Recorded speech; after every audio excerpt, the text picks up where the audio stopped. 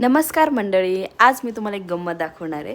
हे बघा, ही प्लेमॅट आहे ना पूर्ण रिकामी आहे, कारण बेबी कुठे मी तुम्हाला दाखवते। बघा बघा बघा बघा, हे बघा इथे।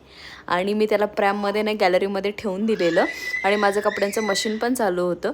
आणि तो मस्त ना बाहेरची जे झाडं वगैरे जे आहेत तुम्हाला बघू शकता, हे मोठं मोठं जे झाड दिसतंय हे तिथे ना खूप सगळे कावळे चिमण्या आवाज करत असतात, आणि त्या आवाजाला बघून तो कंटिन्यू तिकडे बघत होता।